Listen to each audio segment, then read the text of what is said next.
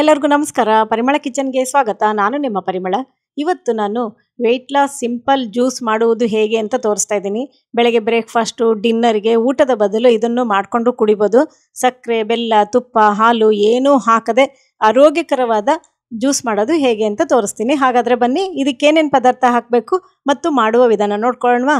ಇದು 10 ನಿಮಿಷಕ್ಕೆಲ್ಲ ರೆಡಿ ಆಗಿಬಿಡುತ್ತೆ. ಒಂದು ಪಾತ್ರೆಗೆ 1 ಲೋಟದಷ್ಟು ನೀರು ಹಾಕ್ಕೊತಾ ಇದ್ದೀನಿ. ಹಾಗೆ 2 ಸ್ಪೂನಷ್ಟು ರಾಗಿ ಹಿಟ್ಟು ಹಾಕ್ಕೊಂಡಿದ್ದೀನಿ. ರಾಗಿ ಹಿಟ್ಟು ಅಂದರೆ ನೀವು ಮನೆಯಲ್ಲಿ ಬಳಸ್ತಿರಲ್ಲ, ಮುದ್ದೆ ಮಾಡೋಕ್ಕೆ ಅದೇ ಸಾಕು. 2 ಸ್ಪೂನಷ್ಟು ಹಾಕ್ಕೊಂಡು ಗಂಟಿಲ್ದಂಗೆ ಚೆನ್ನಾಗಿ ಕೈ ಆಡ್ಕೋಬೇಕು. ಒಂದು 2 ರಿಂದ 3 ನಿಮಿಷ ಕೈ ಆಡ್ಕೊಳ್ಳಿ. ಗ್ಯಾಸು ಆನ್ ಮಾಡೋಕ್ಕೆ ಹೋಗಬೇಡಿ. ಈ ಥರ ಕೈ ಆಡ್ಕೊಂಡಾದ್ಮೇಲೆ 1 ಪಿಂಚಷ್ಟು ಉಪ್ಪು ಹಾಕ್ಕೊಂಡಿದ್ದೀನಿ. ಉಪ್ಪು ಹಾಕ್ಕೊಂಡ್ಮೇಲೂ ಒಂದು ನಿಮಿಷ ಚೆನ್ನಾಗಿ ಕೈ ಆಡ್ಕೋಬೇಕು. ಈ ಕನ್ಸಿಸ್ಟೆನ್ಸಿ ಬಂದ ಮೇಲೆ ಗ್ಯಾಸ್ ಆನ್ ಮಾಡಿ ಸಿಮ್ಮಿಗೆ ಇಟ್ಕೊಂಡು ಕೈ ಆಡ್ತಾ ಇರಬೇಕು. ನೋಡಿ, ಕಲರ್ ಬಂತು, ಚೇಂಜ್ ಆಯಿತು, ಗಟ್ಟಿ ಆಯಿತು, ಚೆನ್ನಾಗಿ ಕುದೀತಾ ಇದೆ. ಚೆನ್ನಾಗಿ ಬೆಂದಿದೆ. ರಾಗಿ ಹಿಟ್ಟು ಬೇಯೋದು ತುಂಬ ಇಂಪಾರ್ಟೆಂಟು, ಅದಕ್ಕೆ ನಾನು ಹೇಳ್ತಾ ಇದ್ದೀನಿ. 10 ನಿಮಿಷ ಚೆನ್ನಾಗಿ ಬೇಯಿಸ್ಕೋಬೇಕು. ಈಗ ಒಂದು ಮಿಕ್ಸಿ ಜಾರಿಗೆ ಸ್ವಲ್ಪ ಬಾದಾಮಿ ಹಾಕ್ಕೊಂಡಿದ್ದೀನಿ, ಸಿಪ್ಪೆ ತೆಗೆದಿದ್ದು. ಹಾಗೆ ಕುಂಬಳಕಾಯಿ ಬೀಜ ಹಾಕ್ಕೊಂಡಿದ್ದೀನಿ. ಎಲ್ಲ 1 ಸ್ಪೂನಷ್ಟು ಹಾಕ್ಕೊತಾ ಇದ್ದೀನಿ. ಹಾಗೆ ಒಂದು 10 ಗೋಡಂಬಿ ಹಾಕ್ಕೊಂಡಿದ್ದೀನಿ. ಸೌತೆಕಾಯಿ ಬೀಜ 1 ಸ್ಪೂನಷ್ಟು.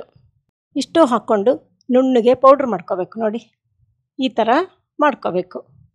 ಒಂದು 6 ಖರ್ಜೂರನ್ನು ಬೀಜ ತೆಗೆದು ಅದನ್ನು ಹಾಕ್ಕೊಂಡು 1/4 ಲೋಟದಷ್ಟು ನೀರು ಹಾಕ್ಕೊಂಡು ನುಣ್ಣಗೆ ಪೇಸ್ಟ್ ಮಾಡ್ಕೋಬೇಕು. ನೋಡಿ, ಹೌದಾ, ಎಷ್ಟು ಚೆನ್ನಾಗಾಗಿದೆ ಅಂತ. ಈಗ ನೋಡಿ, ತಣ್ಣಗಾಗಿದೆ ರಾಗಿದು, ಗಟ್ಟಿಯಾಗಿದೆ. ಗಟ್ಟಿಯಾಗಿರೋ ರಾಗಿ ಅಂಬಲಿನ ಎಲ್ಲ ಮಿಕ್ಸಿ ಜಾರಿಗೆ ಹಾಕ್ಕೊಂಡು ಮತ್ತೊಂದು ಸಲ 1-2 ಸೆಕೆಂಡ್ ಆನು ಆಫು ಮಾಡ್ಕೊಂಡ್ಬಿಟ್ರೆ ಈ ಕನ್ಸಿಸ್ಟೆನ್ಸಿ ಬರುತ್ತೆ. ತುಂಬ ರುಚಿಯಾಗಿರುತ್ತೆ. ಡ್ರೈ ಫ್ರೂಟ್ಸು, ರಾಗಿ, ಖರ್ಜೂರ ಎಲ್ಲ ಹಾಕಿರೋದಲ್ವ, ತುಂಬ ಚೆನ್ನಾಗಿರುತ್ತೆ. ವೆಯ್ಟ್ ಲಾಸ್ ಆಗುತ್ತೆ.